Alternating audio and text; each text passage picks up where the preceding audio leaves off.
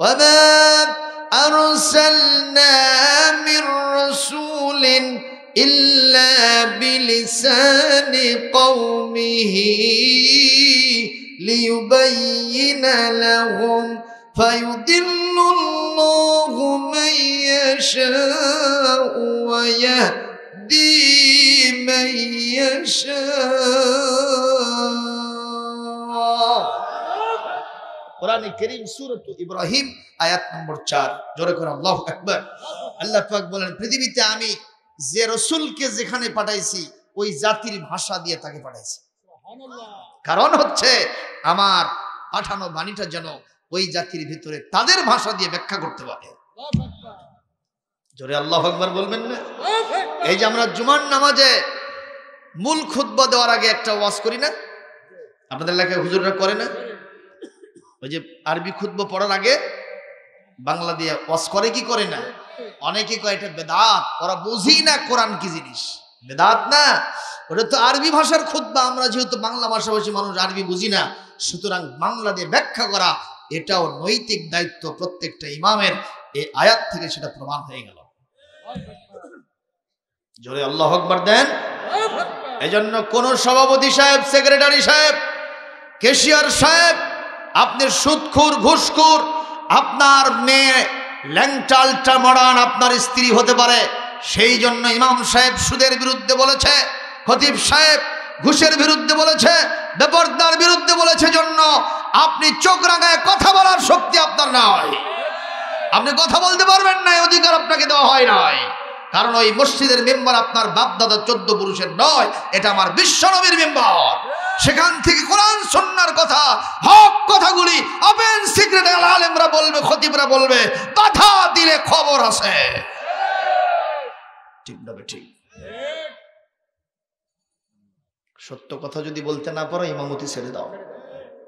কি হবে বেঁচে থেকে, কি হবে বেঁচে থেকে অযথা বিদ্যা শিখে যদি না গড়তে পারি শোষণবিহীন সমাজটাকে। কি হবে বেঁচে থেকে, কি হবে বেঁচে থেকে অযথা বিদ্যা শিখে যদি না গড়তে পারি শোষণবিহীন সমাজটাকে। কি হবে আলেম হয়ে ইমাম সেজে সমাজেতে তারও যদি সত্য কথা না বলিতে উচ্চ স্বরে। কি হবে আলেম সেজে ইমাম, কি হবে আলেম হয়ে ইমাম সেজে সমাজেতে তারও যদি সত্য কথা উচ্চ স্বরে না বলিতে। চাকরির ভয় করো যদি ছেড়ে দাও এই না গদি, চাকরির ভয় করো যদি ছেড়ে দাও এই না গদি। কি হবে ধোঁকা দিতে আল্লাহকে, কি হবে ধোঁকা দিয়ে আল্লাহকে। কি হবে বেঁচে থেকে অযথা বিদ্যা শিখে যদি না গড়তে পারি শোষণবিহীন সমাজটাকে। ঠিক না বে ঠিক বলেন? আল্লাহর রহমতে যত বাধা আসুক, বিপত্তি আসুক, এখন পর্যন্ত দিনের হক কথা বলার মতো হাজার হাজার আলেম অবশ্যই তাফসীর মাহফিল আছে। হাজারো চেষ্টা করে কোরআনের হক কথা বলা থেকে আলেমদেরকে বিরত রাখা যাবে না, যাবে না, যাবে না। আপনারা কি আলেমদের সাথে থাকতে রাজি আছেন? কারা কারা রাজি আছেন? দুহাত তুলে আল্লাহকে দেখা।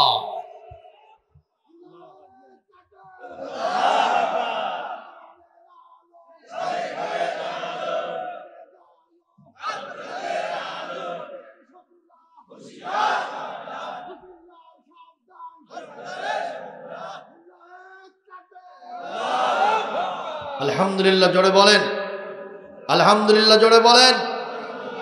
আপনারা কি ইউক্যালিপ্টাস গাছ দেখছেন? ইউক্যালিপ্টাস গাছ দেখছেন? এক সময় এত বেশি হয়েছিল, মানে এই গাছের পরিমাণটা জমির আলে আলে লাগানো হতো, ঠিক না? আমার বগুড়ার ঘটনা, এক লোক জমির 4টা আইলেই ইউক্যালিপ্টাস গাছ লাগাইছে। কিন্তু বড় হওয়ার পরে দেখা গেল ওই সূর্যের তাপ জমিনে পড়ে না, ছায়া হয়। আর যে জমিনে ছায়া বেশি হয় এই জমিনে ফসল ভালো হয় না। এই লোক চিন্তা করলো এর গোষ্ঠী সাফ করে দেব। একদিনে গিয়ে রাগবাগ করে 10টা কাটছে। জোরেখান কয়টা? 10টা কাটতে ওর গাও ক্লান্ত হয়ে গেছে। হাফসে গেছে। বাড়িতে এসে 2 দিন পর যায় দেখে প্রত্যেকটা থেকে 10টা করে কুশি বাড়াছে। আল্লাহু আকবার। কাটছে কয়টা? 10টা। আর 10 10-এ 100টা হয়ে গেছে। এই লোক বলতেছে মনে মনে, না কাটাই ভালো ছিল। জোরেগণ ঠিক নবে ঠিক। এই সমাজে কোরআনের আন্দোলনের বিরুদ্ধে ষড়যন্ত্র আছে না নাই? জোরে বলেন আছে না নাই? জেল জুলুম জরিমানা মামলা হামলার হয়রানি আছে না নাই? তাই বলে কি কোরআনের আন্দোলন শেষ হয়ে গেছে? এটা ছিল, আছে, থাকবে। ওই ইউক্যালিপটাস গাছের মতো, একটারে কাটবা 10টা থেকে খুশি বাড়াবে। কথা বলেন ঠিক না ঠিক? ওই যে যেটা পোয়ালের পালা বললাম, পোয়ালের পালা, বাতির সত্যায় সলতায় এরকম আগুন দিয়েছেন, টিম টিম করে জ্বলতেছে, ফু দিলেন, কি হলো? না, নিভে গেল না? নিভে গেল। কিন্তু খেরের পোয়ালে যদি আগুন লাগে আর ওখানে গিয়ে আপনি সমানে ফু দিচ্ছেন, আপনার 14 গোষ্ঠীর ফু শেষ, ওটা খালি জ্বলতেই থাকবে। কথা কন না কেন? ইউরিদুনা লিইউতফিউ নূরাল্লাহি বিআফওয়াহিহিম ওয়াল্লাহু মুতিম্মু নূরিহি ওয়ালাউ কারিহাল কাফিরুন। কোরআনে কারিমাটা শুনে সূরাতুস সফ 8 নম্বর আয়াত, আল্লাহ পাক বলেন তারা চায় মুখের ফুৎকার দিয়ে আমার দিনের আলোকে, আমার নবীকে, আলেম ওলামাকে, ইসলামী আন্দোলনকে, কোরআন সুন্নাহর আলোকে নির্বাপিত করে দেবে, নিভায় দেবে। কিন্তু আমি আল্লাহ চাই আমার আলোকে আমি পূর্ণতা দান করব। এতে কাফের বেদিনদের যত গা জ্বালা হোক আমি আল্লাহ পরোয়া করি না। ব্যর্থ চেষ্টা করা হবে, কিছুই হবে না। ব্যর্থ চেষ্টা, ঠিক না ঠিক? বাইরে আমার মনে আছে কিনা হযরত ওমর এখন কোথায় গেছেন? হেমস নগরীতে। সাথে কোনো বাহিনী নাই। উনি যখন হেমস নগরীর গেটে গেছেন, তাকায় দেখেন অনেকগুলো লোক তাদের সামনে দাঁড়াইলেন। মান আনতুম, তোমরা কারা? বলেন নাহানু আহলু হেমস, আমরা হেমস নগরীর বাসিন্দা। সঙ্গে সঙ্গে উনি জিজ্ঞেস করলেন মান হুয়া ওলিয়ুকুম, তোমাদের অলিকে, তোমাদের এখানকার যিনি শাসনকর্তা তিনি কে? বলে হুয়া সাঈদ ইবনে আমর আল জুমাহি। আচ্ছা, তার যে শাসন কার্যের পরিচালনা, তার যে এখানকার শাসন কার্য পরিচালনা, এতে তোমরা খুশি না বেজার? হযরত ওমর দেখলেন ওখানে লোক হলো 2 দল। কয় দল? এক দলের সদস্য সংখ্যা কম, আর এক দলের সদস্য সংখ্যা অনেক বেশি। যাদের সদস্য সংখ্যা কম তারা বলল আমাদের নেতা এত সুন্দর করে চালান, এতে আমাদের কলিজা ঠান্ডা, ওনার জন্য লাগবে না কোনো ডান্ডা, আমরা খুব খুশি তার উপর। যাদের সংখ্যা বেশি তিনি তাদের জিজ্ঞেস করলেন তোমাদের নেতার লাইফ স্টাইল কেমন, উনি কেমন পরিচালনা করছেন, শাসন করছেন, বলো তো। তখন ওরা বলল আপনি কে? আপনারে তো চিনলাম না, আপনাকে বলে লাভ হবে না। যদি আমরা কোনোদিন ওমরকে পাই তার সামনে এই কথাগুলো বলবো। যেখানে গিয়ে বাঘের ভয় সেখানেই যেন রাত্রি হয়। কথাগুলো ওমরের সামনেই বলতেছে। যারা আল্লাহর ভয়ে এই জমিনে বাস করে পরিচয় দেওয়া লাগে না, যাদের সামনে আপনি ভালো ব্যবহার দেখাবেন তারা জোর জবরদস্তি করে আপনার পরিচয়টা আদায় করে নিবে। আমার নবী মক্কা বিজয়ের দিনে চেয়ে দেখলেন এক বুড়ি এত বড় একটা পোটলা নিয়ে মাথায়, একবার পরে আবার ওঠে। হুজুর সামনে দাঁড়াইলেন, কষ্ট হচ্ছে, সামনে দাঁড়ায় বললেন ইয়া আইয়াতুহাল আজুস আইনা তাযহাবিন, বুড়ি রে এত বড় একটা পোটলা নিয়ে তুমি কই যাও? বুড়ি বলতেছে বাবা তুমি কই থেকে আসছো? মক্কার আব্দুল্লাহর বেটা মুহাম্মদকে আজ থেকে 8 বছর পূর্বে আমরা মক্কা থেকে তাড়ায় দিয়েছিলাম। আজকে 8 বছর পরে বিজয়ীর বেশে হাজার হাজার মানুষ নিয়ে মক্কায় ঢুকেছে। নেতাদের মুখে শুনেছি কাফের যারে পাবে কেটে কেটে শেষ করে দিবে। আমি সেই মুহাম্মাদের ভয়েতে নিরাপদ আশ্রয়ের জন্য ছুটতেছি। কার সামনে দাঁড়াইছে? ওই একই কথা, যেখানে গিয়ে বাঘের ভয় সেখানেই রাত্রি হয়। হুজুর বললেন, বুড়ি এত বড় পোটলা নিছো, কষ্ট হয় না? কষ্ট তো হয়ই বাবা, তো বেটা বেটি নাই? বেটা বেটি আছে, ওরা জানলে আগি পালাইছে। মায়ের কথা আর ফরত থাকে, নিজে বাঁচলে। এটা বাংলাদেশে একটা স্লোগান আছে না, এটা কিন্তু কুফরি স্লোগান। আগে নিজে বাঁচো, তারপরে বাপকে বাঁচাও। তা না, নিজেও বাঁচো, সঙ্গে সঙ্গে বাপকেও বাঁচাও। কু আনফুসাকুম ওয়া আহলিকুম নারা।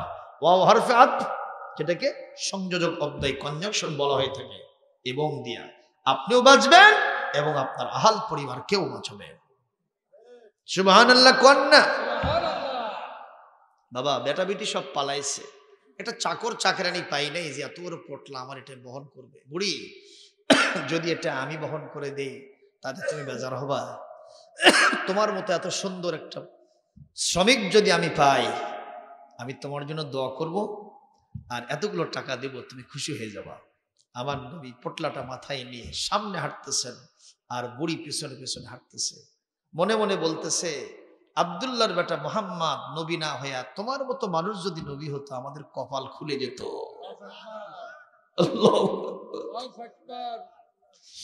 অনেক দূর যাওয়ার পরে বুড়ি বলতেছে, বাবা এটাই আমার নিরাপদ জায়গা, এত দূর এসেছি, আব্দুল্লাহর বেটা মুহাম্মদ এত দূরের ঠিকানা পাবে না, সুতরাং এটা আমার নিরাপদ জায়গা, তুমি এখানেই রেখে দাও। ওখানে রেখে দিলেন। বুড়ি এবার নজর করে আমার নবীজি, দোয়া নিয়ে বিদায় হয়। হুজুর বললেন, বুড়ি এখন আমি আসি, তুমি আমার জন্য দোয়া করো। বুড়ি বলতেছে, বাবা একটু পয়সা নিয়ে যাও। সঙ্গে সঙ্গে বুড়ি খুঁতির মধ্যে হাত দিয়ে টাকা বার করতে ধরে। আমার নবী বললেন, বুড়ি রে টাকা লাগবে না, দোয়া ছাড়া আমার চলে না, তুমি শুধু দোয়া করো, টাকাটা তোমার খুঁতির মধ্যেই রেখে দাও। আমি মানুষের উপকার করে জীবনে 4টা পয়সা আমি চাই না। ইত্তাবিউ মান লা ইয়াসআলুকুম আজরাও ওয়া হুম মুহতাদুন।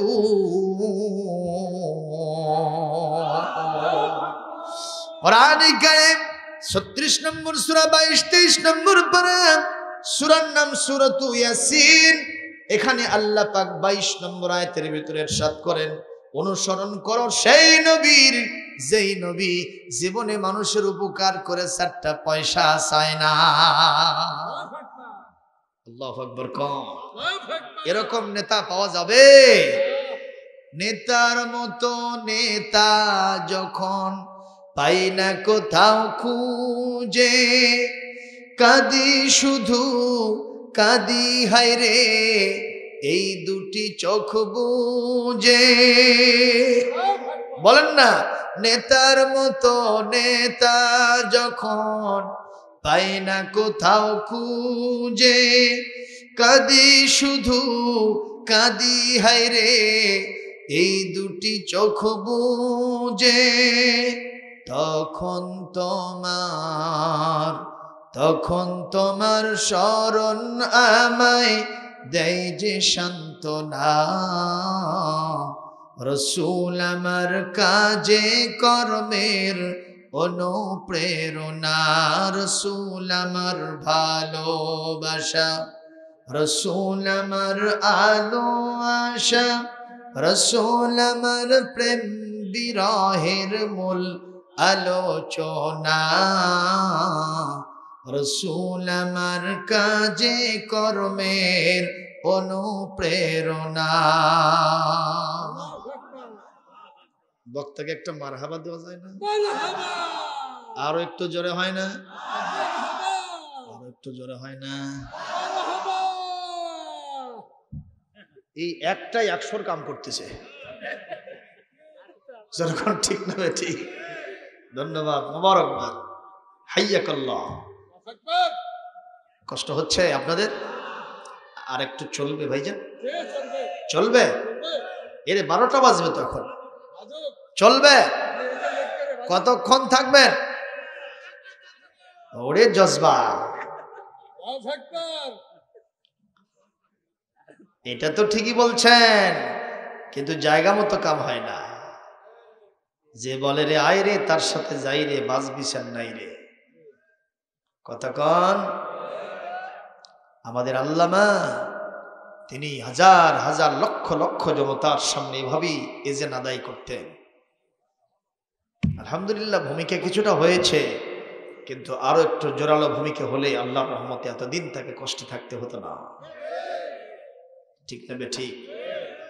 কষ্ট পাচ্ছেন? উনি শুধু কোন দলের সম্পদ নয়, উনি আমার দেশের সম্পদ। উনি মুসলিম জাতি সত্তার সম্পদ। আমার এই বাংলাদেশকে গোটা বিশ্ব যতগুলো কারণে চেনে তার ভিতরে he is one of them. অন্যতম কারণ তিনি একটা। এদেশে কোরআনের একজন মুফাসসির আছে, তার তাফসীর শোনার জন্য লক্ষ লক্ষ জনতা পঙ্গপালের মতো ছুটে আসে। একবার বলেন না?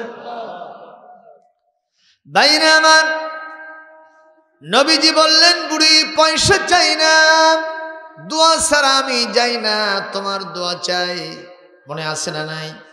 বুড়ি বলতেছে, বাবা পয়সা নিবা না, অথচ আমার মালামাল গুলো নিয়ে রাস্তার মধ্যে তুমি কেটেও পড়ো নাই। এই মক্কার জমিনে মানুষ মানুষের উপকার করে বিনা পয়সায়, এ দৃশ্য চোখে দেখা দূরের কথা, মানুষের মুখে কোনোদিন গল্পেও শুনি নাই। আমার এই পোটলার ভিতরে সোনা দানা সুদ্ধা অনেক টাকার মালামাল আছে, তুমি সেগুলো নিয়ে পালায় গেলে না। তুমি কে? তোমার পরিচয়টা দাও। আমার নবী বলেন, বুড়ি পরিচয় লাগবে না, শুধু দোয়া করবা। বুড়ি ছাড়ে না, আমার নবী পরিচয় দেয় না। এক পর্যায়ে বুড়ি যখন খুবই জেদ ধরেছে, আমার নবী তখন বললেন, বুড়ি যখন শুনবাই তাহলে কান মন খোলো, আর এই কথাটা মানুষের কাছে রিলে করে শোনায় দাও। যার ভয়তে এত দূর পর্যন্ত তুমি এসেছ, আমি সেই কাঙ্ক্ষিত বাঞ্ছিত আব্দুল্লাহর এতিম পুত্র, আমি নবী মুহাম্মদ রাসূলুল্লাহ। বুড়ি বলতেছে, বাবা তুমি এত মহৎ, তুমি এত উদার, তোমার সম্পর্কে এই মক্কার নেতারা এত বাজে বাজে কথা আমার কানে শুনাইছে। আমি শুনেছি তুমি সন্ত্রাসী, আমি শুনেছি তুমি লেজ কাটা, আমি শুনেছি তুমি নির্বংশ, আমি শুনেছি তুমি পিতামাতার সাথে সম্পর্ক ছেদকারী, আমি শুনেছি তুমি পাগল, কবি, গণক, জাদুকর। এতগুলো কথা তোমার সম্পর্কে আমি শুনেছি। আর আজকে যা ব্যবহার দেখলাম, নবী ছাড়া সাধারণ মানুষের চরিত্র এমন হবে না। যখন পাইয়া গেছি হাত ছাড়া করব না। ইমান আমাকে কালেমা গ্রহণ করে কালেমা পড়ায়া ইমান আমাকে দিয়ে দাও। আল্লাহ নবী বললেন, বুড়ি পড়ো লা ইলাহা ইল্লাল্লাহু মুহাম্মাদুর রাসূলুল্লাহ, লা ইলাহা সুবহানাল্লাহ আলহামদুলিল্লাহ, লা ইলাহা,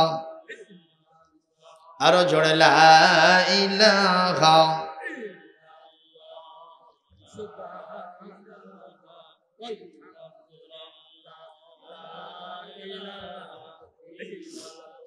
লা ইলাহা ইল্লাল্লাহ মুহাম্মাদুর রাসূলুল্লাহ সাল্লাল্লাহু।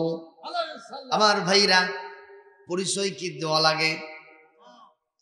লোকেরা এমনি পরিচয় জেনে যায়, নিতে হয় ব্যবহারের কারণে। কিন্তু আমরা মুসলমান, এমন কিছু ব্যবহার আমরা দেখাই, ইহুদ আর খ্রিস্টানরা পর্যন্ত আমাদের দেখে লজ্জা পায়। কথা বলে না কেন? এমন কোন খারাপ কাজ নাই যা মুসলমান করে না।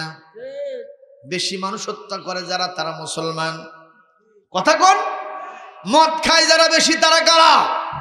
চুরি ডাকাতি করে যারা, তারা বেশি কারা? জোরে বলুন ঠিক না বেঠিক?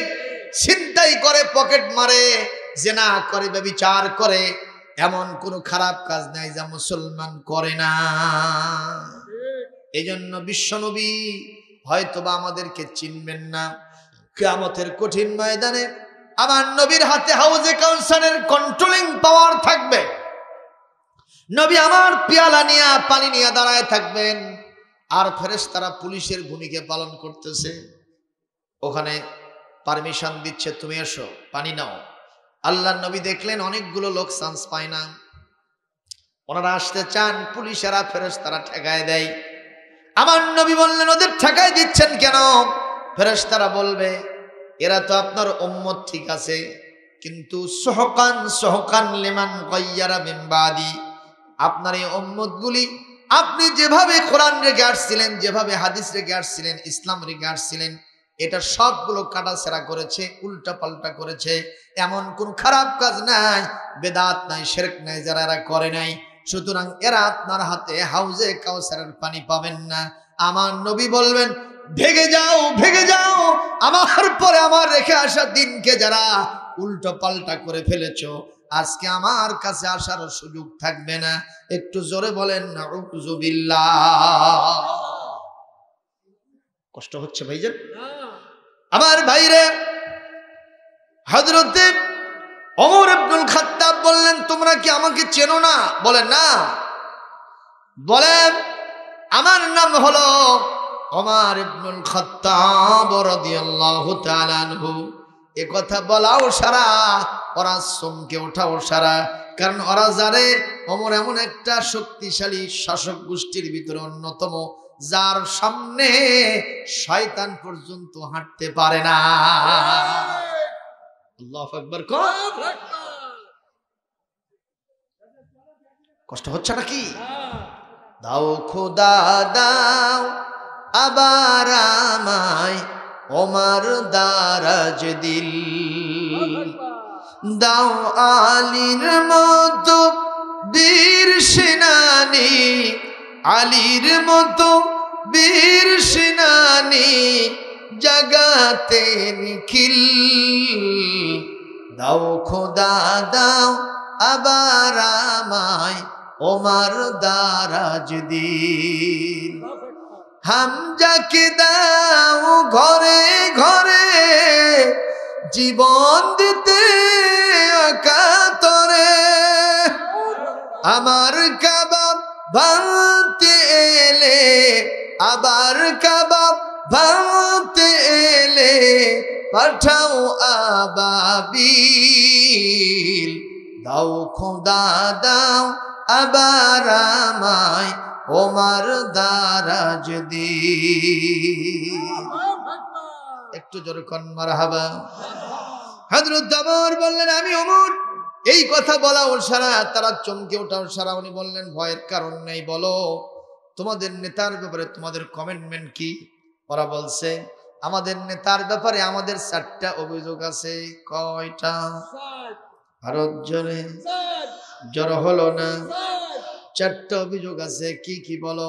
1 নম্বর অভিযোগ, আপনারা যখন পাইছি নেতার বিরুদ্ধে অভিযোগগুলো আপনার কাছে দায়ের করে দেই, আপনি শুনবেন আর নেতার সাথে আমাদের বনিবনা সৃষ্টি করে দিবেন, যুক্তিসঙ্গত কারণ দর্শাবেন।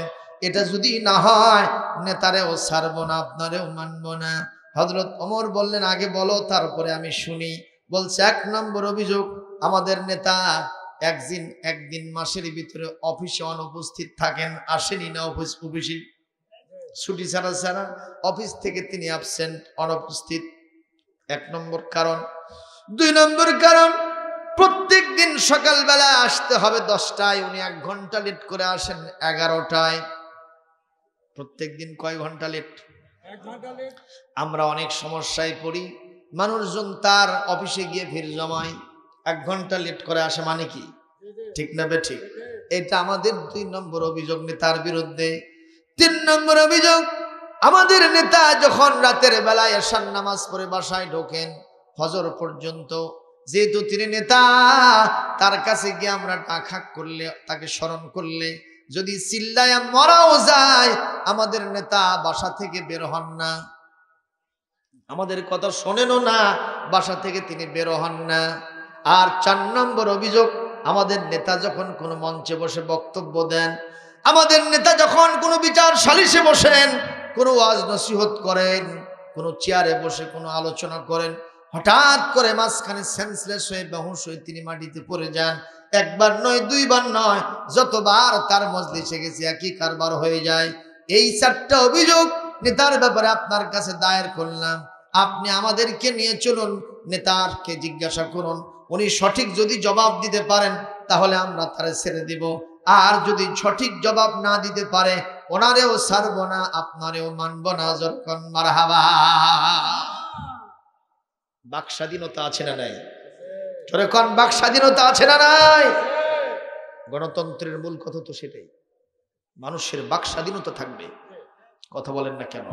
কিন্তু আজকাল আমরা দেখতে পাই কোরআনের মঞ্চে এসে কিছু আতি নেতা পাতি নেতা ডিস্টার্ব করে। বক্তা কথা বলতেছে, হক কথা বলার কারণে গায়ে লাগছে তো মাইকটা কেড়ে নেয়।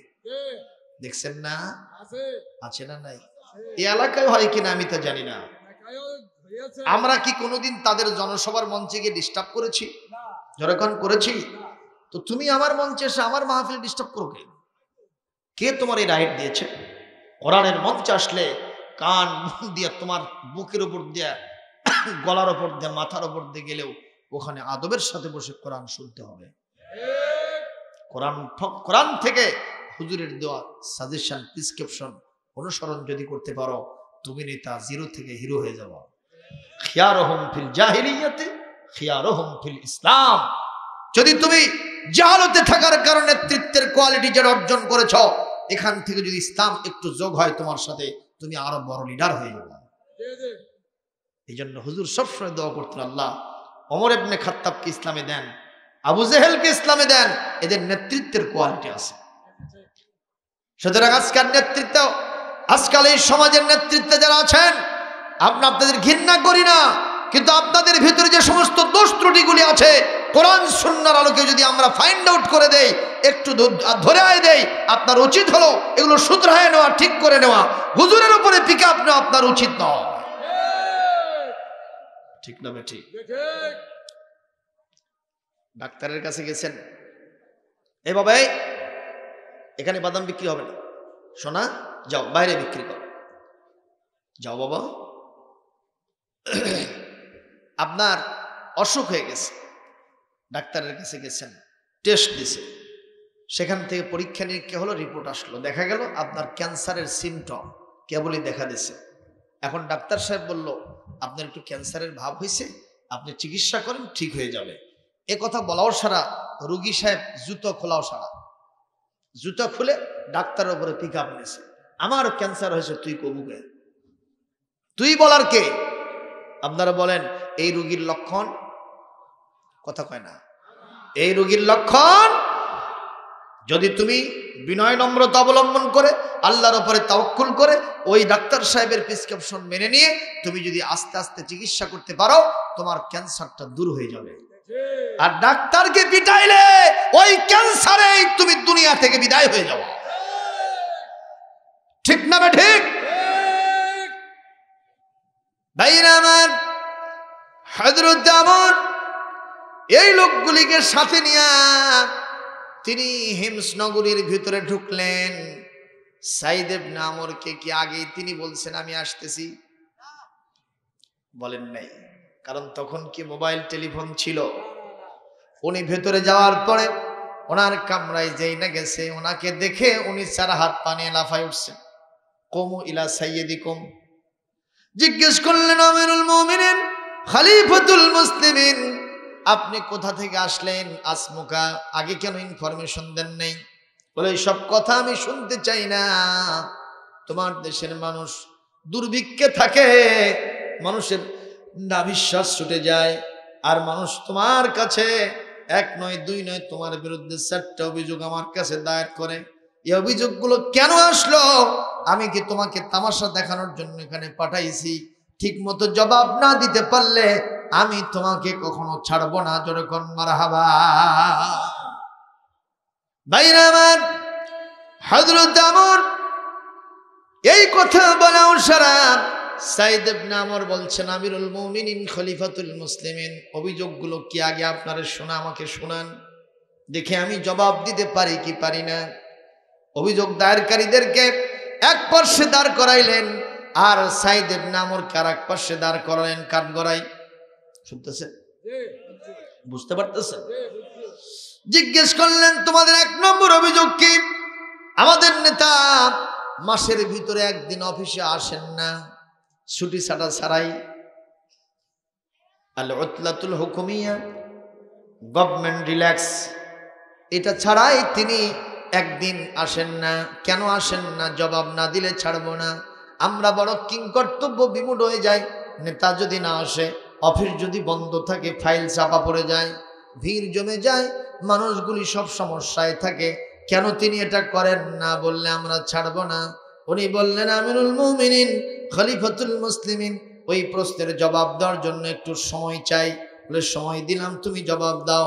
উনি জবাব দিচ্ছেন, আমিরুল মুমিনিন, খলিফাতুল মুসলিমিন, আমি যে একদিন অফিসে অনুপস্থিত থাকি, এটা আমার নিজের গরজে নয়, এটা আমার আল্লাহর একটা বিধান পালনের জন্যে। বলে সেইটা আবার কি? বলে আল্লাহ রাব্বুল আলামিন কোরআনে কারীম সূরাতুল মুদ্দাসসিরের 3 নম্বর আয়াত 4 নম্বর আয়াতের ভিতরে বলছেন, ওয়াসিয়াবাকা ফাতাহির, তোমার জামা কাপড় যদিও তোমার পুরাতন হোক আর ছেঁড়া হোক, এটা পরিষ্কার পরিচ্ছন্ন তোমাকে করতে হবে।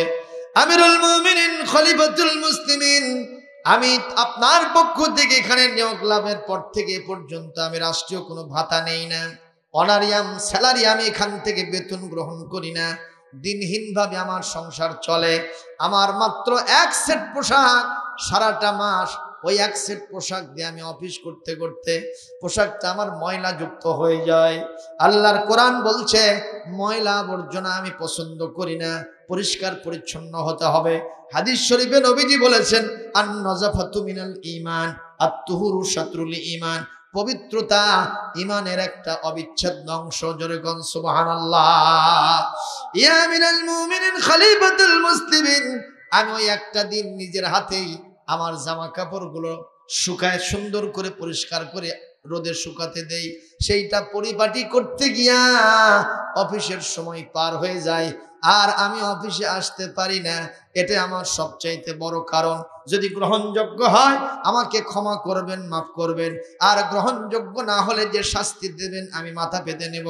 হযরত ওমর অভিযোগ দায়েরকারীদেরকে ইঙ্গিত করলেন, তোমাদের নেতা যে কারণ দর্শাইছে, এতে তোমরা কি খুশি না বেজার? ওনারা বললেন, এত সুন্দর যে কারণ নেতার জানা ছিল, এটা আমাদের জানা ছিল না, আমরা স্বেচ্ছায় 1 নম্বর অভিযোগ উইথড্র করে নিলাম। জোরে কোন আল্লাহু আকবার। আরো জোরে বলেন আল্লাহু আকবার। বলেন তো, আমাদের কি পোশাক এক সেট আছে? যদি নেতা হয়, এক সময় দেখছিলাম পত্রিকার পাতায়, মন্ত্রিত্ব যখন গেল, ওই নেতার শার্টের পরিমাণ 2 ট্রাক। এক নেতার শার্ট কয় ট্রাক? যেদিন বাসা পরিবর্তন করতেছিল, এতগুলো শার্ট ওনার কেমনে হলো? বলে একদিন যখন একটা পরছে, পরের দিন আর ওটা পরেনি। বুঝেন নাই? এই হলো লাইফ স্টাইল। অপচয়, অপব্যয়। আজকে আমাদের দেশে ইকোনমিক্যাল ভ্যাকুয়াম সৃষ্টি হয় কোন কারণে? ঠিক না বে ঠিক কোন? অপচয় দিয়ে গোটা দেশ ছাপা হয়ে গেছে। ঠিক না বে ঠিক কোন? অপব্যয় হয়। আল্লাহ রাব্বুল আলামিন বলেন, কুলু ওয়াশরাবু ওয়ালা তুসরিফু ইন্নাহু লা ইউহিব্বুল মুসরিফিন।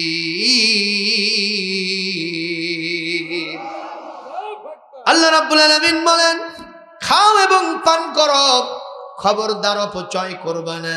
আমি আল্লাহ অপচয়কারীদেরকে কখনো পছন্দ করি না। কারণ গেল কয়টা? আর কয়টা থাকলো? শুনবেন না মোনাজাত করব? কারা কারা শুনতে রাজি আছেন? দুহাত তুলে আল্লাহকে দেখাবেন। লিল্লাহি তাকবীর। সবাই জোরে সোরে বলেন, নারায়ে তাকবীর, লিল্লাহি তাকবীর, নারায়ে তাকবীর, নারায়ে তাকবীর। আল কোরআনের আলো সারা দুনিয়ায় জ্বলো।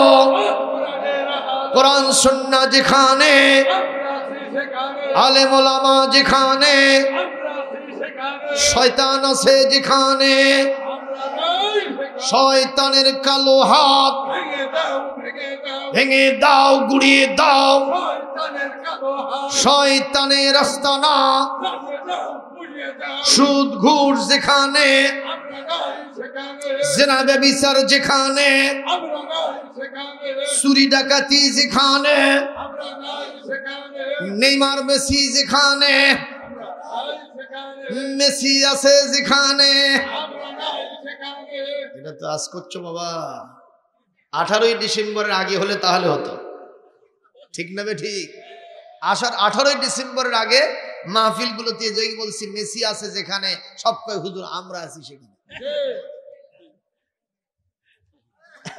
ঠিক না বে ঠিক কর এখন যখন ফাইনাল খেলা শেষ এখন করছে আমরা তার সাথে তার হাসো আল্লাহু আকবার কথা কন তুমি 14ই ফেব্রুয়ারিতে এক ঝাঁক জানা কাটা পরীকে নিয়ে তুমি হোটেল মোটেল বাগানে গার্ডেনে বসে মাতামাতি বাকবাকুম করবা আর নবীর সাথে তোমার হাসর হবে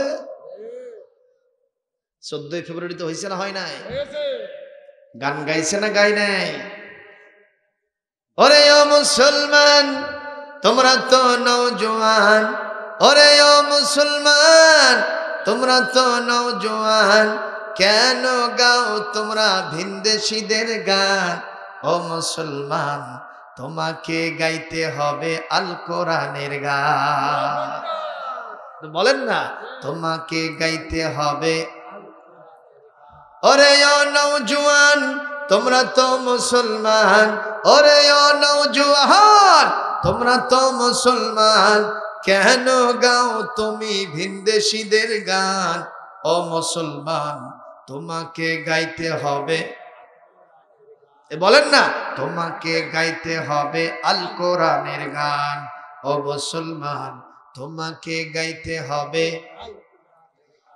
ভালোবাসা দিবসে মনেরই হরসে ভালোবাসা দিবসে রমনা পার্কে ভালোবাসা দিবসে টিএসসি চত্বরে ভালোবাসা দিবসে বোটানিক্যাল গার্ডেনে ভালোবাসা দিবসে সহরওয়ার্দী উদ্যানে কেন গাও তুমি পীড়িতেরই গান ও মুসলমান তোমাকে গাইতে হবে জোরে তোমাকে গাইতে হবে পহেলা বৈশাখে রমনা বটমূলে পহেলা বৈশাখে রমনা বটমূলে কেন গাও তুমি বাউলেরই গান ও মুসলমান তোমাকে গাইতে হবে আল কোরআনের গান ওরে ও নওজোয়ান তোমরা তো মুসলমান ওরে ও নওজোয়ান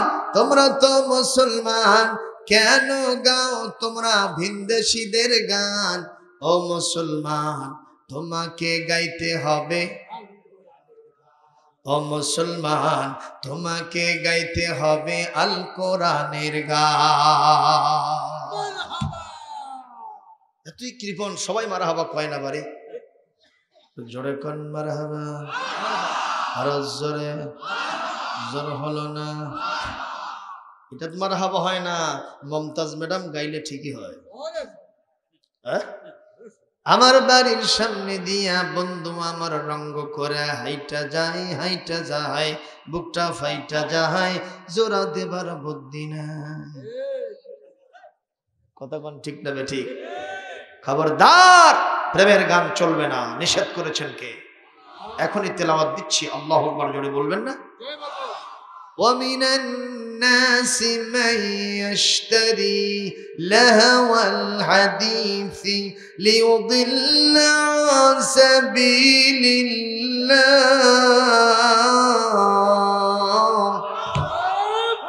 ليضل عن سبيل الله بغير علم ويتخذها هزوا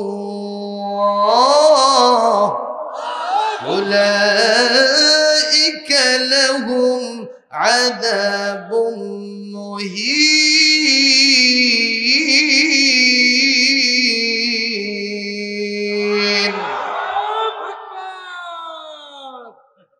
আরো জোরে হোক 12 টানা হবে না বার সারে লিপ টানছে, যেখানে টান নাই সেখানে টান মারছে। আল্লাহু আকবার, আল্লাহু আকবার। তাড়াতাড়ি শেষ করতে হবে। কথা কোন আলেম ওলামা আছেন না? নাই, ওখানে কোনো মত নাই। আল্লাহু আকবার, আল্লাহু আকবার চলবে না। কষ্ট পেলে? না এটা শেখার জন্যই তো আসছেন। যখন ঠিক নেবে ঠিক কষ্ট হচ্ছে ভাইজান। ভাইরা আমার আর কয়টা থাকলো? হযরত ওমর বললেন তোমাদের 2 নম্বর অভিযোগ কি? ওরা বলল নেতার বিরুদ্ধে আমাদের 2 নম্বর অভিযোগ হলো আমাদের নেতা আসতে হবে প্রত্যেক দিন 10টায়, আসে 11টায়। অ্যারাইভাল ডিপার্চার টাইম তিনি মেনটেন করেন না। আগমন প্রত্যাগমনের যে একটা সময় আছে এটার মেনটেন্স হয় না। কেন তিনি এটা করেন? জবাব না পেলে আমরা শুনবো না, মানবো না। সঙ্গে সঙ্গে হযরত ওমর বললেন কি কারণে এই কাম করো? তামাশা দেখানোর জন্য কি পাঠাইছি? কেন এটা হয় বলো? জনগণ সমস্যায় থাকে। উনি বললেন আমিরুল মুমিনিন খলিফাতুল মুসলিমিন আস্তাআযিনু ইলাইকা, আপনার কাছে পারমিশন চাই আমার পক্ষ থেকে একটু সামান্য অভিযোগটা খণ্ডন করার জন্য, আত্মপক্ষ সমর্থন করে বক্তব্য রাখার জন্য বলে দিলাম।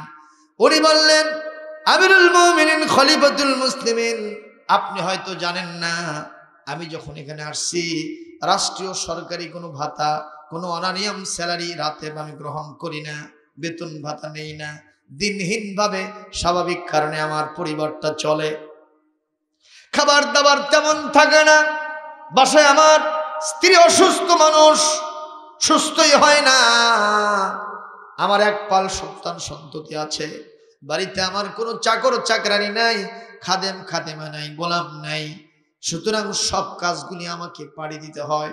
প্রত্যেকদিন সকালবেলা উঠে আমি সর্বপ্রথম সালাতুস সুবহে, ফজরের সালাত বা জামাত আদায় করে বাসায় ফিরে এসে তিলাওয়াতে কোরআন সারি। আমার বিবিরে ঘুম থেকে জাগাই, আমার বিবিকে সুন্দর করে পরিপাটি করে দেই। এরপর আমার সন্তানদেরকে পরিপাটি করি, নিজের হাতের তরকারি কেটে কুটে নিয়ে রান্না করি, রুটি সেকে নিয়ে বাচ্চাদের খাওয়ায়, ওর মাকে খাওয়ায় দেয়া, ওদেরকে পাঠশালায় পাঠায় দেয়া। আমি যখন অফিসের দিকে ছুটি, এসে দেখি বেশি না 1 ঘন্টা লেট হয়ে গেছে। এটা ছাড়া আমার অন্য কোনো কারণ নাই। যদি গ্রহণযোগ্য হয় আমাকে মাফ করবেন, ক্ষমা করবেন, ছেড়ে দেবেন। আর যদি গ্রহণযোগ্য আপনার কাছে, জনগণের কাছে না হয়, যে শাস্তি দিবেন আমি সেটা মাথা পেতে নিব। আপনারা বলেন কারণটা কি গ্রহণযোগ্য নয়? জোরে বলেন। হযরত ওমর বললেন ও জনগণ, নেতা যে জবাব দিয়েছে তোমরা তাতে খুশি নেবে যা। সব জনগণ দুহাত তুলে বলে এত সুন্দর একটা কারণ যে নেতার ছিল আমরা জানি না, আমরা স্বেচ্ছায় আমাদের 2 নম্বর অভিযোগ খণ্ডন করে দিলাম। জোরে কোন আল্লাহু আকবার। এইবার আসেন 3 নম্বর, শুনবেন কিনা? 12টা পার হয়ে গেছে। 3 নম্বর অভিযোগ কি? 3 নম্বর অভিযোগ হলো আমাদের নেতা যখন রাতের বেলায় এশার নামাজ পড়ে বাসায় ঢোকেন, ফজর পর্যন্ত তারে ডাকলে আর পাওয়া। আমরা যদি মরেও যাই, ডাকতে ডাকতে যদি কলিজা লাঞ্চ ফেটে যায়, আমাদের নেতা আমাদের ডাকে সাড়া দেন না কেন? জবাব চাই। আমার হযরত ওমর তখন রাসূলুল্লাহর একটা হাদিস বুখারী থেকে কোট করলেন, এ সাঈদ, তুমি কি জানো না নবীজি বলেছেন ইন্নাল কারিমা ইদা দুইয়া ইলা তুআনাতিন লা আজাব। একজন নেতাকে যখন বিপদ মুহূর্তে স্মরণ করা হবে, জনগণ স্মরণ করাও সারা, নেতার ডাকে সারা দেওয়াও সারা। এটা হলো নেতার একটা খাসিয়ত, বৈশিষ্ট্য। তুমি কেন রাতের বেলায় নাক ডেকে ঘুম পারো না? কি করো? জনগণ ডাকাডাকি করে আর তুমি সারা দাও না, এটা তো নেতার গুণাবলী হলো না। সঙ্গে সঙ্গে উনি 2 চোখের পানি ছেড়ে দিয়ে বলেন আপনার কাছে পারমিশন চাই। কেন আমি এই কথাগুলো পাই না এবং কেন আমি সেখান থেকে বাড়াই না বলে বলো। উনি বলছেন মহান আল্লাহর কোরআনে কারীমের বিধান মানতে গিয়ে আমি সেটা করি বলে কি? আল্লাহ পাক বলেছেন কোরআনে কারীম সূরাতুল ইনশিরাহ, আল্লাহ রাব্বুল আলামিন বলেন ফাইদা ফারাগতা ফানসাব وإلى ربك فارغب ومن الليل فتهجد به نافلة لك عسى أن يبعثك ربك مقاما محمودا تتجافى جنوبهم عن المضاجع يدعون ربهم خوفا وطمعا ومما رزقناهم ينفقون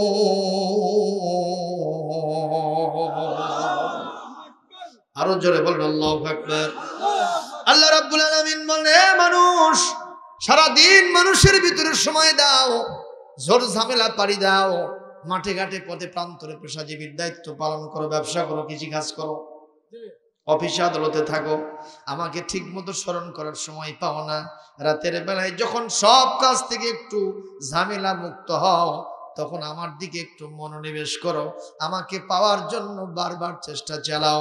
আল্লাহ সূরা বনী ইসরাঈলের ভিতরে বলেন, রাতের কিছু অংশে দাঁড়ায়া তাহাজ্জুদের নামাজ পড়ো, এটা তোমার জন্য অনেক বড় নিয়ামতের কাম করবে।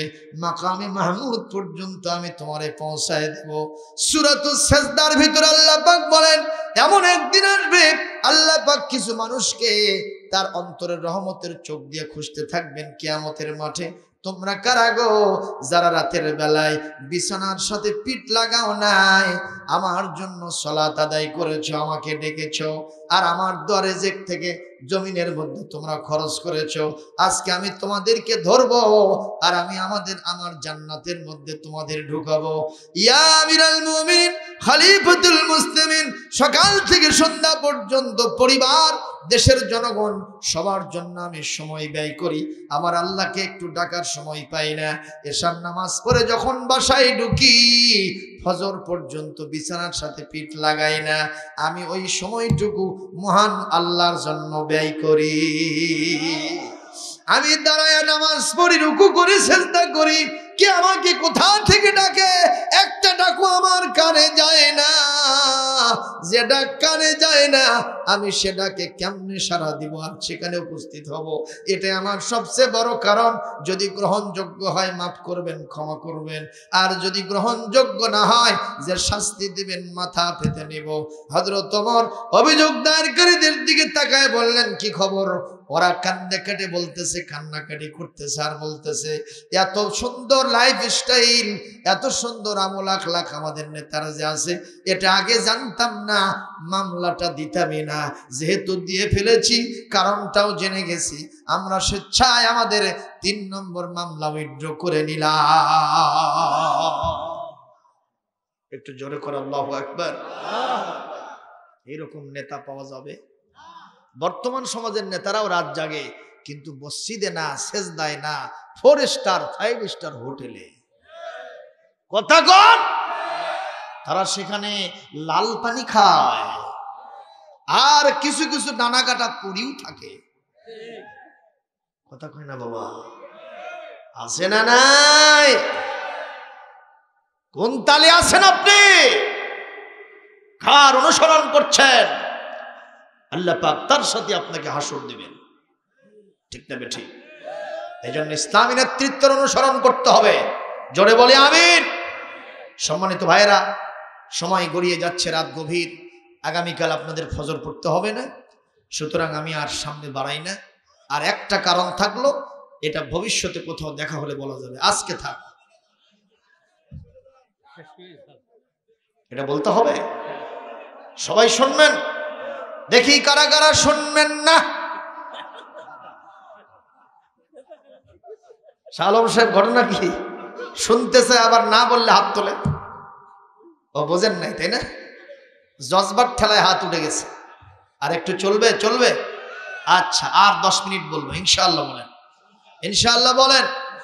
আপনাদের কি খারাপ লাগতেছে? খুবই। কোরআনের কথা মজা আছে না নাই? এই কোরআন হলো মধুর বাণী, সুবহানাল্লাহ। কোরআন মধুর বাণী, আমি যখনই শুনি আমার মন ভরে যায়। শোনো মুমিন মুসলমান, পড়ে দেখো না কোরআন, কত শান্তি পাওয়া যায়। ঠিক তবে ঠিক। এই মধুর বাণী যার কাছে তিতা লাগে এর লক্ষণ খুব খারাপ। কথা কয় না? সাপে দংশন করেছে বগুড়া 1 লোককে, ওঝার কাছে নিয়ে যাওয়া হলো। ওঝা বিষ আছে না নাই টেস্ট করার জন্য বগুড়ার নামি দামি মিষ্টি এশিয়ার রসগোল্লা মুখের ভিতরে দিছে। এশিয়ার নাম শোনেন নাই? বগুড়ার এশিয়ার দই মিষ্টি ঘর, বগুড়ার শ্রেষ্ঠ বগুড়ার দই। এখন আছে কই? বগুড়াই আছে সই। ইনশাআল্লাহ আসেন বগুড়াই দেব। বগুড়া হামার লাড়ি পোতা, বগুড়া হামার ঘর, বগুড়া হামার লাড়ি পোতা, বগুড়া হামার ঘর, মিলামিশা থাকি সগলি কেউ কারো লই পর, বগুড়া হামার লাড়ি পোতা, বগুড়া হামার ঘর। এই বগুড়ার ধার দিয়ে গেছে করতোয়া লদি। লদি না নদী? আমরা বগুড়া কই লদি, দন্তান্নকে আমরা ল কই, নাককে বলি লাখ। কথা ঠিক না? ঠিক। এই বগুড়ার ধার দিয়ে গেছে করতোয়া লদি, দেশের সেরা দই খাওয়ামো বগুড়ায় আসো যদি, তোমরা বগুড়ায় আসো যদি। বগুড়ায় আসলে দেখবার পাবা মহাস্থানের ঘর, বগুড়া হামার লাড়ি পোতা, বগুড়া হামার ঘর, বগুড়া হামার লাড়ি পোতা, বগুড়া হামার ঘর, মিলামিশা থাকি সগলি কেউ কারো লই পর, বগুড়া হামার লাড়ি পোতা, বগুড়া হামার ঘর। আপনারা হিংসা করছেন? বগুড়ার গানগুলো আমি ঝিনাইদহের লোক, কালীগঞ্জের লোক, মারহাবা দেব কেন? এটা জোরে বলেন, আরো জোরে। আর কয়টা? এবার একটু মাথা কাটাবেন, গবেষণার দৃষ্টি দেবেন এবং বিনয় নম্র হবেন। চেষ্টা করবেন গভীর রাত, পৃথিবীর সকল অফিসগুলো বন্ধ হয়ে গেছে, আল্লাহর রহমতের অফিস কর্ম চঞ্চল হতে চলেছে। রহমত পাওয়ার জন্য চোখের পানি ফেলতে হবে। যে ঘটনা আসতেছে এটা করুণ ঘটনা, চোখের পানি ফেলবেন ইনশাআল্লাহ। আল্লাহর নবীর খলিফা হযরত ওমর বলেন, তোমাদের চতুর্থ অভিযোগ কি? ওনারা বলতেছেন, আমাদের চতুর্থ অভিযোগ হলো, নেতা যখন কোনো মঞ্চে বসে বক্তব্য দেন, নেতা যখন কোনো বিচার সালিশ করেন, নেতা যখন কোনো মাজলিসে বসে বৈঠক করেন, হঠাৎ করে কি যে হয়, মাঝখানে সেন্সলেস হয়ে বেহুশ হয়ে তিনি মাটিতে পড়ে যান। একটা নয়, দুইটা নয়, যত জায়গায় গেছি সব জায়গায় একই কারবার। আমরা অন্যরকম একটা পরিবেশ বিরাজ করে। ঠিক না ঠিক? এইটা কেন করেন? জবাব না দেওয়া পর্যন্ত নেতারে ছাড়ব না, আপনারেও মানব না। হযরত ওমর বলেন, সাইদ রে, এই কামটা কেন করো? তোমার যদি কোনো অসুখ থাকে ডাক্তার কবিরাজ দিয়ে কি ভালো করা যায় না? সাইদ ইবনে আমর এই অভিযোগ দেওয়াও সারা, উনি কান্না শুরু করাও সারা। উনি বলছেন, আমিরুল মুমিনিন, খলিফাতুল মুসলিমিন, আগে অভিযোগগুলো খণ্ডন করার জন্য যতটুকু সময় পাইছি ওর থেকে বেশি সময় আমার এখন লাগবে। একটা বড় ঘটনা আছে। বলে, কি সেই ঘটনা? সময় দিলাম, তুমি বলো।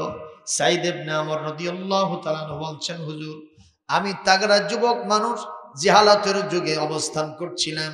একদিন মক্কার অলিতে গলিতে কে বা কারা ঘোষণা দিল, ডিক্লারেশন করলো, যারা যারা রাজি আছো মক্কার সেন্ট্রাল পয়েন্টে হাজির হয়ে যাও। আল্লাহর নবীর ওপরে, ওই আল্লাহর ওপর ঈমান পোষণকারী একজন মুহাম্মাদের শাগরেদকে শাস্তি দেওয়া হবে, যে দেখবা তার শাস্তিটা কেমন হয়। অসংখ্য মানুষ ওই দিনে সামনের দিকে অ্যাডভান্স করে, তাদের কাতারে কাতার মিলায়া আমি তাদের সারিতে সারি মিলে হাজির হলাম। যে দেখি চতুর্দিকে হাজার হাজার মানুষ দাঁড়ানো, একটা খুঁটির সাথে একটা যুবক মানুষকে বেঁধে রাখা হয়েছে, আষ্টে পৃষ্ঠে বেঁধে রাখা হয়েছে।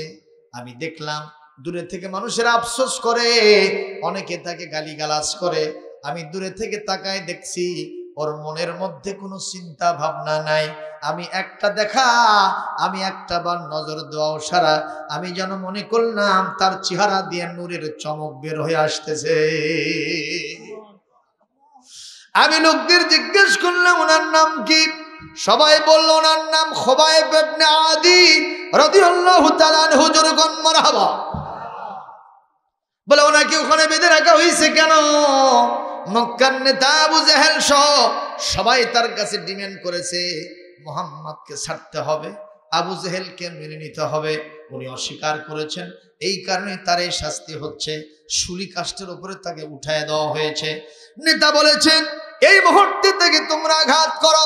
জল্লাদেরা লোহার শলাকা লাঠি দিয়া তরবারির উল্টা পৃষ্ঠা দিয়া মারতে মারতে তীর তরবারি আঘাত করতে করতে তার মাথা থেকে পা পর্যন্ত পুরো শরীরটা আহত করে ফেলেছে, রক্তাক্ত করে ফেলেছে।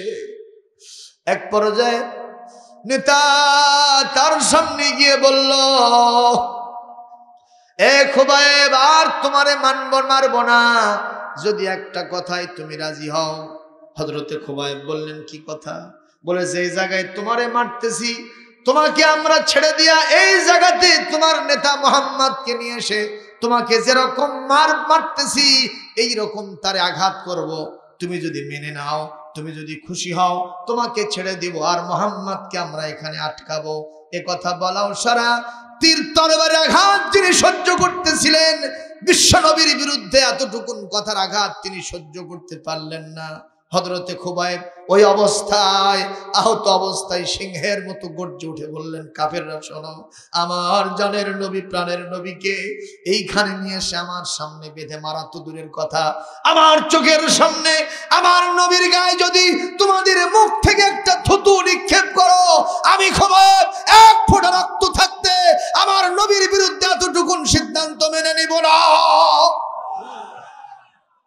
ভাইরা আমার, সাইদ ইবনে আমর বলেন আবার নেতার পক্ষ থেকে অর্ডার হলো, খুবাইবকে তোমরা আবার আঘাত করতে থাকো। এবার জল্লাদের গিয়া আবার তাকে মারা শুরু করেছে। সাইদ ইবনে আমর বলেন আমি তাগড়া যুবক মানুষ, তাকায় দেখতেছি সব মানুষের অট্ট হাসি দেয়, লাফালাফি ঝাপাঝাপি করে, কেউ ইট পাথর মারে, কেউ তার পক্ষে একটা কথাও বলে না। একবার যে মারতে মারতে করিবুল মত, মৃত্যুর দুয়ারে যখন খুবাইবকে পৌঁছে দেওয়া হয়েছে, এই মুহূর্তে নেতার পক্ষ থেকে প্রস্তাব হলো, খুবাইব কিছুক্ষণের ভিতরে তুমি বিদায় হয়ে যাইবা, তোমার কি কোনো আশা আছে, শেষ ইচ্ছা আছে বলো, পূরণ করে দেব। হযরতে খুবাইব বললেন আমার এরকম কোনো আশা নাই, আমি আপেল খাবো, কমলা খাবো, মিষ্টি খাবো, দই খাবো, এগুলো কোনো কথা আমার নাই। আমি আমার বাপকে দেখতে চাই না, আমার মাকে দেখতে চাই না, কোনো স্ত্রী পুত্র পরিবার আমি কাউকে দেখতে চাই না। আমি এই মুহূর্তে যদি সুযোগ পাই আমি প্রাণ ভরে আমার মনিবকে 2টা সেজদা দিতে চাই। এ কথা বলাও সারা নেতার পক্ষ থেকে সুযোগ দেওয়া হলো, ঠিক আছে তুমি সেজদা দাও। হযরতে খুবাইবকে ওই বন্ধন অবস্থা থেকে তাকে একটু মুক্ত করে দেওয়া হলো, শুলি কাষ্ঠে থেকে ছেড়ে দেওয়া হলো। উনি ঝটপট করে 2টা সেজদা দিয়া, অতিরিক্ত 2 মিনিট টাইম লেগেছে, উনি তাড়াতাড়ি করে আবার মরণ কাষ্ঠে, শুলি কাষ্ঠে সে দাঁড়ায় গেছে। কাফেরদের কিউরিসিটি হলো, খুবাইব রে তুমি তো জানো কিছুক্ষণ পর তুমি বিদায় হইবা, আমরা মনে করেছিলাম মরণের ভয় মানুষের বড় ভয়, 2টা সেজদা অন্তত 2 ঘন্টা সময় তুমি কিল করবা, 2 ঘন্টার সময় অপচয় করবা, ব্যয় করবা, তুমি একটু সময়টা গড়াতে থাকবা, কিন্তু তা তো দেখলাম না। তাড়াতাড়ি ঝটপট করে সেজদা দিয়ে আবার এখানে এসে দাঁড়ায় গেছো, কোন কারণে? হযরত খুবাইব বলেন আমার মন চাচ্ছিল আল্লাহর সেজদা থেকে মাথা উঠাবো না, কিন্তু তোমাদের মনের ভিতরে এইরকম ফিলিংস জাগ্রত হতে পারে মুসলমান মৃত্যুর ভয়তে সময় ক্ষেপণ করতেছে। আমি এই মুহূর্তে ঝটপট করে 2টা সেজদা দিয়ে উঠে আবার দাঁড়াইলাম, এই কারণে যাতে তোমরা বুঝতে পারো মুসলমান আর কিছু হতে পারে, শাহাদাতের মরণকে ভয় করে না। লিল্লাহি তাকবীর, লিল্লাহি তাকবীর। ভাইরা আমার, আরেকটা রায় আসছে, হযরত খুবাইব যখন বলছেন আমি একটু আল্লাহকে সিজদা দেব, তখন তারা বলল না না, আল্লাহকে সিজদা দিতে দেব না, এই জন্যই তো তোমাকে আমরা আটকাইছি। ওই রিওয়ায়াতে আসছে, আমি নিজে দেখেছি সিরাতের কিতাবের ভিতরে, ওরা হযরত খুবাইবকে সিজদা দিতে দিল না। হযরত খুবাইব ওই বন্ধন অবস্থায় তার মাথাটা একটু কিবলার দিকে দিয়া এরকম মাথাটা নোয়ায় বলতেছেন, আল্লাহ আমি স্বাভাবিক কায়দায় সিজদা দিতে পারলাম না, একটু মাথা নোয়ায় দিলাম, এটাই আমার জীবনের শেষ সিজদা হিসেবে ধরে নিবে। এইটা দেখতে ওরা হযরতে খুবাইবের চেহারাটা অন্যদিকে ঘুরায় দিয়েছে। হযরতে খুবাইব কোরআনের হাফেজ ছিলেন, সূরা বাকারা থেকে আয়াত পড়লেন, ফাআইনামা তুওয়াল্লু ওয়াজুহাকুম ফাসাম্মা ওয়াজহুল্লাহ। তোমরা যেদিকে আমার মাথা ঘুরায় দাও না কেন, সেই দিকে আমার আল্লাহর চেহারা আছে। ভাইরা আমার, একবার যে হযরত খুবাইবকে সাইদ ইবনে আমর বলেন, আমিরুল মুমিনিন খলিফাতুল মুসলিমিন, আমি সে দেখলাম ওনাকে মারতে মারতে কিছুক্ষণের ভিতরে উনি কালমা পড়তে পড়তে শাহাদাতের পেয়ালা পান করে আল্লাহর দরবারে চলে গেলে। ইয়া আমিরুল মুমিনিন খলিফাতুল মুসলিমিন ওমর, কতদিন আগে এই ঘটনা দেখেছি, তারপরে আমি মুসলমান হয়েছি। রাতের বেলায় যখন ঘুম পারি, স্বপ্নের মধ্যে এই দৃশ্যটা আমি দেখি। আমি যখন কোনো মঞ্চের ভিতরে বসে ওয়াজ করি, আমি যখন কোনো বিচার সালিশ করি, কোনো মজলিসে বসি, আমি যখন একা একই কাটাই, হঠাৎ করে মনের মধ্যে এই ধানা বেঁধে ওঠে, ওই দৃশ্যটা আমার চোখের সামনে ভেসে ওঠে। আর মনে মনে বলি, আমি এতই নাদান, এতই মূর্খ, এতই অবিবেচক, জালেম, এতগুলো মানুষ সেখানে দাঁড়ানো, একটা কথাও তার পক্ষে কেউ বলল না। ওরা হয়তো মূর্খ হতে পারলো, ওরা নাদান হতে পারলো, কিন্তু আমার মতো তাগড়া যুবক আমি সাইদ ইবনে আমর, আমি কেন তার পক্ষে একটা কথা বললাম না? কেন আমি তার পক্ষে একটা ভূমিকা নিলাম না? আমার বিবেক তখন দংশন করে। হঠাৎ করে বিচার সালিশ করতে করতে, ওয়াজ করতে করতে ওই দৃশ্য যখন আমার চোখের সামনে আসে, আমি কোন মুহূর্তে বেহুশ হয়ে পড়ে যাই আমি নিজেই টের পাই না। একটু জোরে করে আল্লাহু আকবার। ও মুসলমান ভাইরা আমার, হযরত ওমর এই ঘটনা যখন তার মুখে শুনতেছিলেন, ওমরের চোখের কোনা দিয়ে পানি পড়ে গাল, দাড়ি, মুখ ভিজে যায়। যারা মামলা দিয়েছেন তারাও কেঁদে কেঁদে যারে জার হয়ে যান।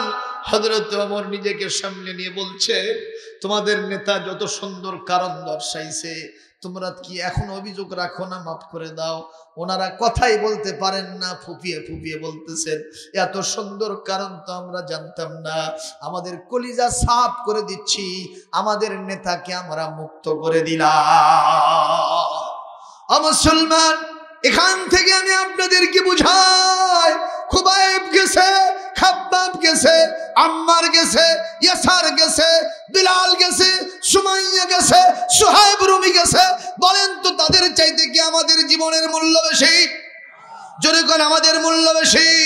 তারা যদি কোরআনের জন্য, দ্বীনের জন্য, ইসলামের জন্য, নবীর জন্য জান দিয়ে শাহাদাত বরণ করতে পারে, একবিংশ শতাব্দীতে বাংলাদেশের মুসলমান আজকে ঝিনাইদহ জেলার কালীগঞ্জ পৌরসভার অন্তর্গত এই মাদ্রাসা ময়দানে আমার সামনে উপবিষ্ট মুসলমান, আপনাদের জিজ্ঞেস করতে চাই, এখনো যদি ইসলামের প্রশ্নে, কালেমার প্রশ্নে, বিশ্বনবীর মর্যাদার প্রশ্নে জান দিতে হয়, প্রাণ দিতে হয়, আপনারা কি রাজি আছেন? রাজি থাকলে দুহাত তুলে আল্লাহকে দেখান।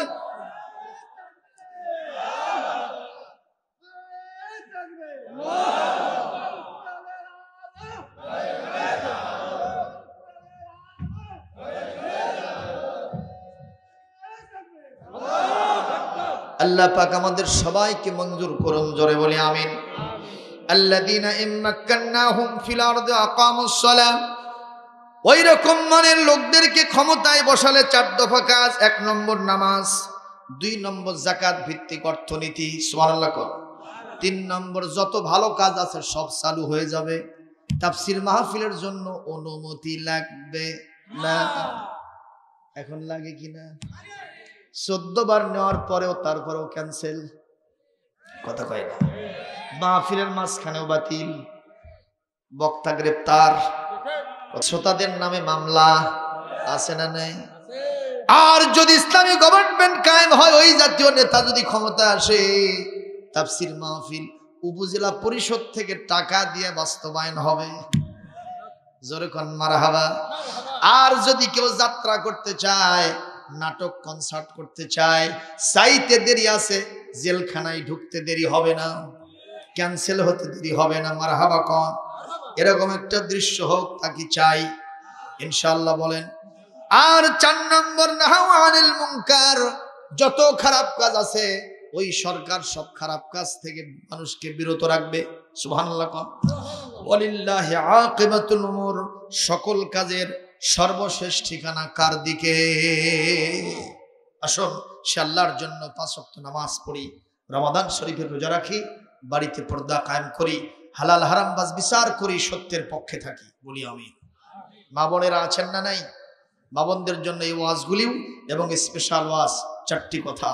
আল মারআতু ইযা সাল্লাত খামসাহা, 5 ওয়াক্ত নামাজ পড়তে হবে, জোরে বলি আমিন। রমাদান শরীফের রোজা রাখতে হবে, সামনে আমাদের জন্য আছে না নাই? 1 মাসের কম সময়, শাবান মাসে আজকে কয়েকদিন, 7 তারিখ আমাদের শবে বরাত, তারপরে ইনশাআল্লাহ রোজার প্রস্তুতি, জোরে বলুন ঠিক নেবে ঠিক। রোজার জন্য প্রস্তুত হন। আর মা বোনদের বলবো একটু পর্দায় থাকেন, স্বামীর খেদমত করেন বৈধ কাজে। মা বোনদের সব ঠিক আছে, একটা জিনিস নাই, যার নাম পর্দা। পর্দা আছে দরজায়, পর্দা আছে জানালায়, পর্দা নাই নারীর গায়ে।